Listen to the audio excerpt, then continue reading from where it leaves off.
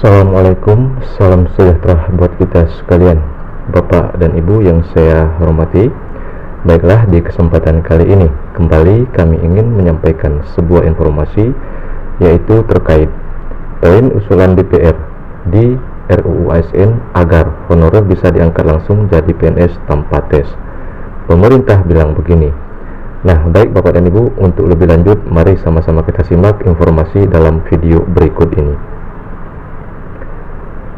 Rancangan Revisi Undang-Undang Nomor 5 Tahun 2014 tentang Aparatur Sipil Negara akan segera diresmikan oleh Presiden Jokowi pada tanggal 16 Agustus tahun 2023 bersama dengan pengesahan RUU APBN tahun 2024. RUU ASN ini salah satunya membahas tentang penataan tenaga honorer.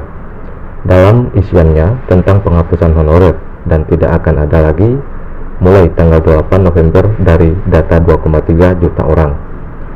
Meski begitu, dari jutaan orang tersebut, pemerintah berencana untuk mengamankan 2,3 juta pegawai agar bisa terus bekerja. Lalu, usulan DPR sebagai hak inisiatif RUU ASN terus memperjuangkan nasib tenaga honorer dan di rapat mengungkapkan agar honorer bisa diangkat menjadi ASN tanpa tes.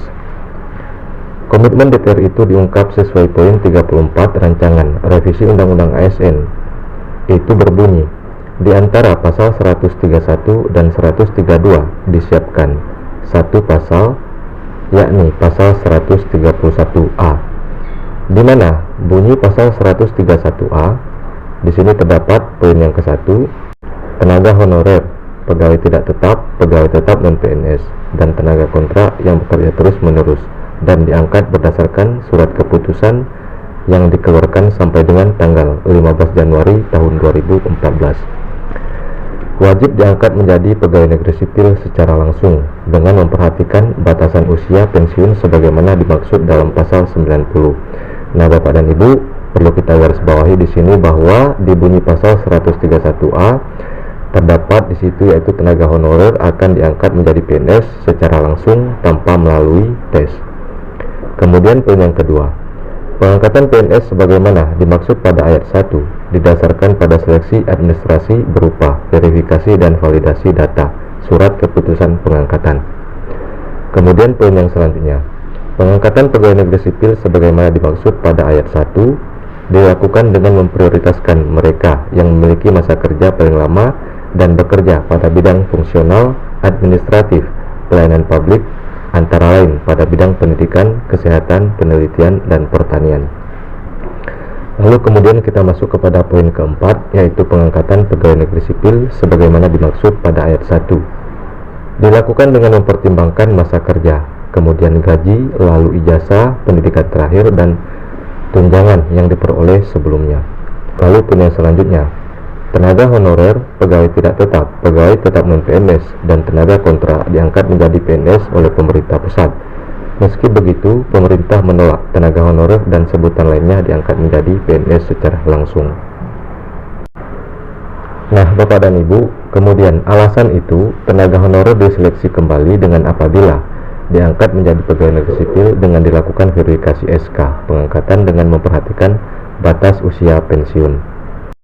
Lalu kemudian pemerintah sendiri soal pengamanan jutaan orang tersebut menyebut bahwa ada cara lain untuk pengangkatan honorer menjadi ASN dengan jabatan baru P3K paruh waktu.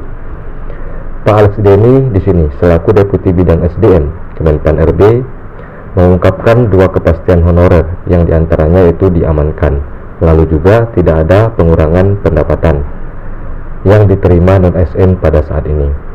Juga tidak boleh ada pengurangan pendapatan dari yang diterima saat ini.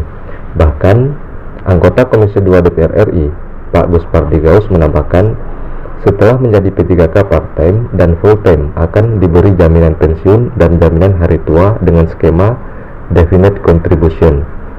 Nah, dalam CPNS 2023 nanti, kuota terbanyak yaitu diberikan kepada P3K dengan prioritas tenaga honorer. Nah, Bapak dan Ibu, maka dari itu, ini menjadi kesempatan bagi honorer untuk memperjuangkan nasib. Nah, Bapak dan Ibu, demikianlah sekilas informasi singkat yang dapat Anda berikan di kesempatan ini, di mana informasi itu terkait Poin usulan DPR di RUU ASN agar honorer bisa diangkat langsung menjadi PNS tanpa dengan tes.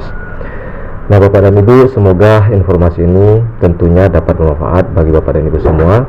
Wassalamualaikum warahmatullahi wabarakatuh.